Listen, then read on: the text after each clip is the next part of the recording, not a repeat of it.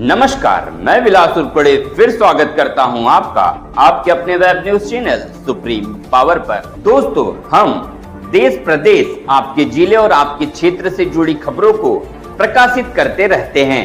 तो आप हमारी खबरों को देखने के साथ साथ हमारे चैनल से सीधे जुड़ सकते हैं, सिर्फ और सिर्फ इस लाल बटन को दबाकर और हमारे चैनल को सब्सक्राइब कर।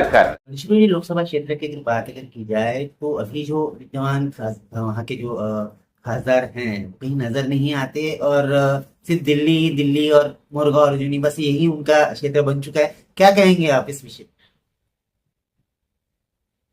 ये सही बात है। गढ़चिरौली चिमूर लोकसभा क्षेत्र के जो मतदार हैं, फिलहाल में जो सांसद है डॉक्टर किसान, उनके बारे में नाराजी है क्योंकि वो जाति नहीं दिखाई नहीं देता, ऐसा उनका कहना है। मुझे उसके बारे में कुछ कहना नहीं है, लेकिन में वो अपने तरह से काम करते हैं। लेकिन मैं आपको बताना चाहता हूँ और मुझे आनंद भी होगा, गढ़चिरौली चिमूर लोकसभा क्षेत्र के मतदार और कार्यकर्ताओं ने मुझे 2014 में और 2019 में चुन के दिया। मैं 10 साल सांसद था और खास करके देश के लाडले पंतप्रधान नरेंद्र मोदी जी के साथ मुझे काम करने का मौका मिला और मैंने लोकसभा क्षेत्र के कई प्रश्न लोकसभा में रखे। करीब 172 प्रश्न मैंने लोकसभा में रखे, उसमें चर्चा हो गई, कई प्रश्न छूटे।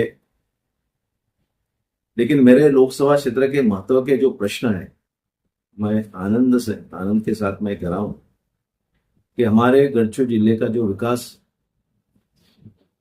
होने का जो उद्देश्य है, मेरे प्रयास से गढ़चिरौली जिले में 3 रेलवे लाइन आ गई। एक गढ़चिरौली टू वर्षा,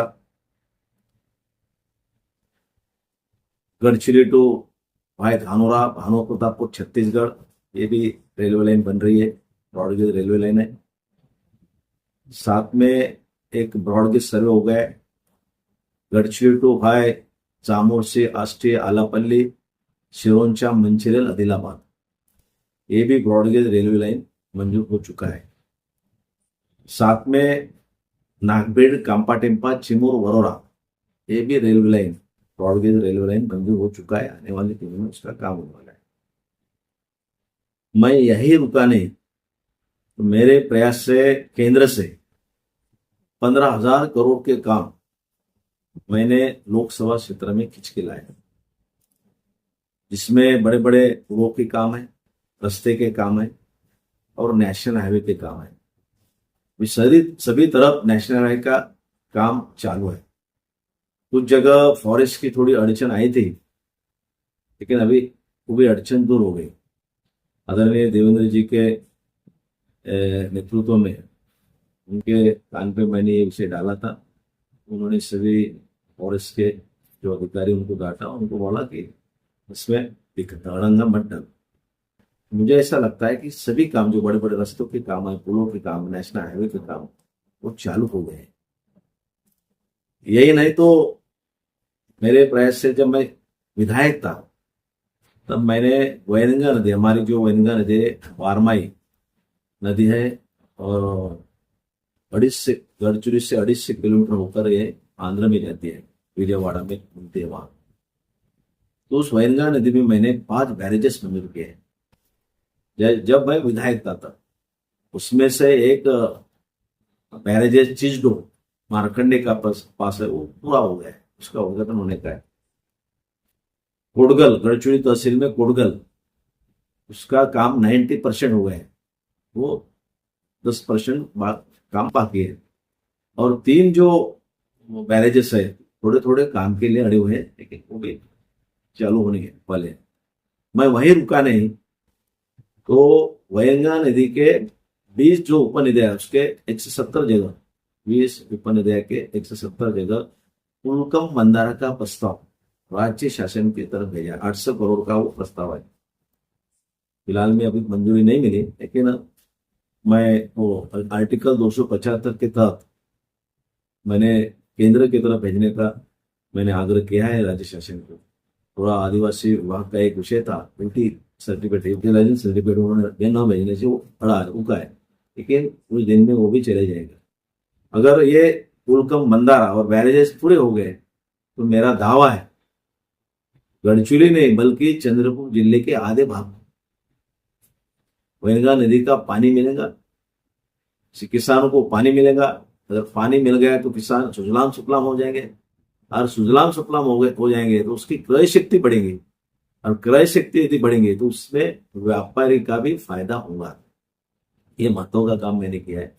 ये नहीं तो गोंडवाना विद्यापीठ सुधीर मुनगंटी और मैं जब दोनों विधानसभा में थे तब दोनों मिला के हमने ये विषय रखा, गोंडवाना विद्यापीठ वहां पे बनाया।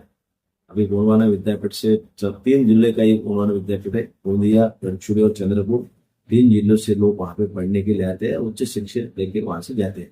खत्म हो गया, अभी 15.5 करोड़ हमारे सदस्य बन गए।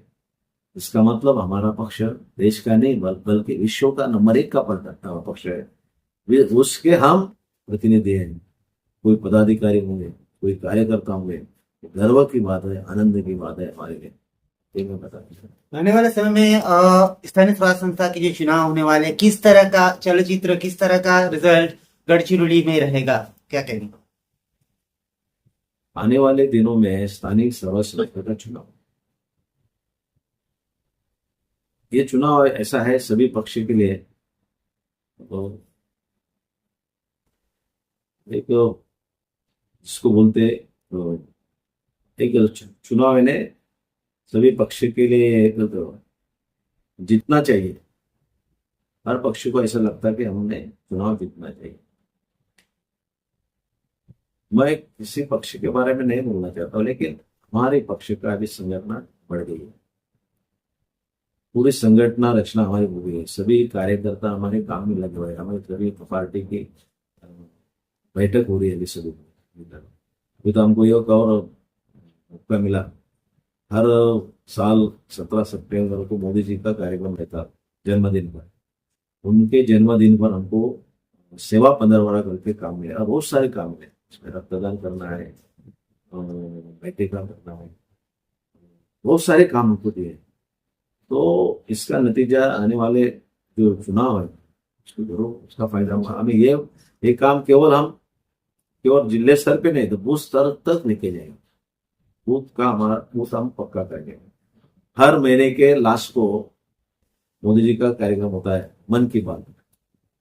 हर बूथ पे हम कार्यक्रम हम करते हैं, और बूथ के जितने भी हमारे पदाधिकारी है सब वहाँ इकट्ठा होते हैं।